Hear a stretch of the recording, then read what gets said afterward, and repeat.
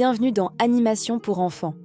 Aujourd'hui, j'ouvre ma boîte à secrets pour vous emmener dans un voyage extraordinaire, vers un village suspendu au-dessus des montagnes. Un lieu où les habitants ne vivent que de la pluie de lumière, qui tombe des nuages.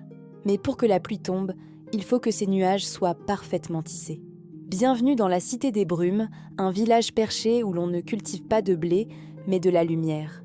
Imaginez un village où les maisons, accrochées à d'immenses ballons, flottent gracieusement dans le ciel.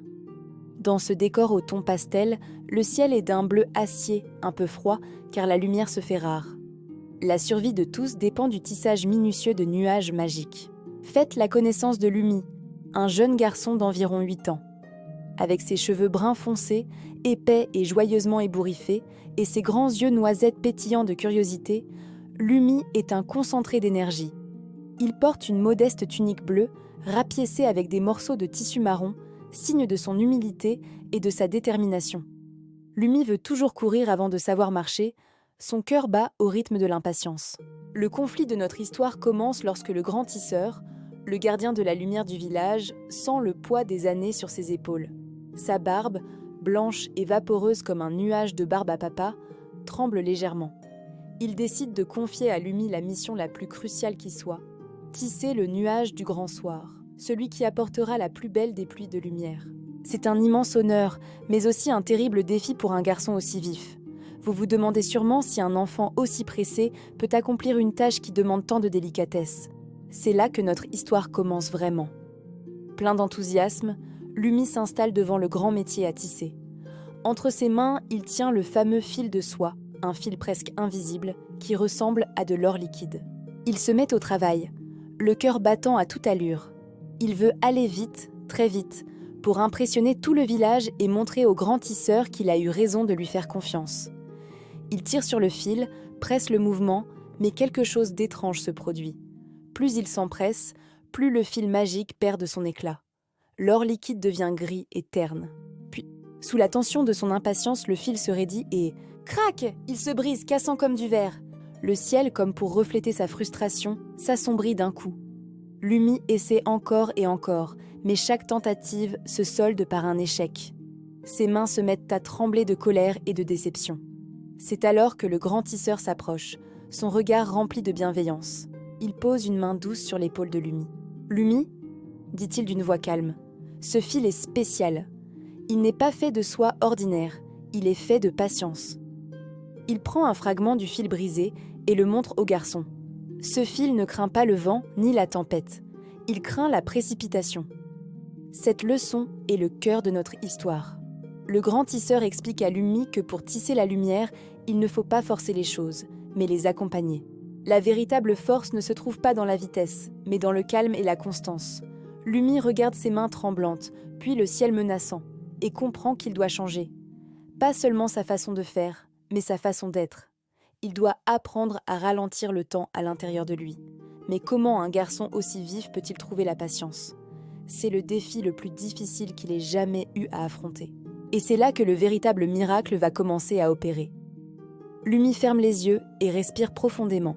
Il se souvient d'une vieille mélodie que sa grand-mère lui chantait pour l'endormir. Une chanson lente, douce et rassurante. Il commence à la fredonner doucement. D'abord pour lui-même, puis sa voix gagne en assurance. Tandis qu'il chante, il reprend le fil entre ses doigts. Cette fois, il ne tire pas. Il guide. Et là, la magie opère. Le fil, qui était terne et gris, se met à briller d'une lueur dorée intense. Il danse entre ses doigts, souple et résistant. À mesure que Lumi tisse maille après maille, en suivant le rythme de sa chanson, le ciel au dehors commence à se transformer. Le bleu acier froid laisse place à des teintes roses et orangées, comme un magnifique coucher de soleil qui naîtrait de sa patience. Soudain, une épreuve inattendue survient. Une véritable tempête s'approche du village, menaçant de tout balayer. Le vent siffle, le tonnerre gronde. Les habitants paniquent, courant mettre leur maison à l'abri. Mais Lumi, lui, ne bouge pas. Il est dans sa bulle de calme. Il reste concentré sur son ouvrage, sa mélodie se mêlant au fracas de l'orage. Il ne regarde plus l'heure, il ne pense plus au résultat. Il est simplement là, présent à chaque maille, à chaque note. Le fil d'or liquide ondule avec grâce, insensible à la fureur du monde extérieur. Il continue de tisser, avec une persévérance nouvelle, une force tranquille qu'il ne se connaissait pas. Et c'est au cœur de la tempête que le miracle se produit. La dernière maille est tissée. Le nuage du grand soir est terminé. Il n'est pas seulement grand, il est spectaculaire. Tissé de fils d'or pur, il est devenu irisé, chatoyant de 1000 couleurs.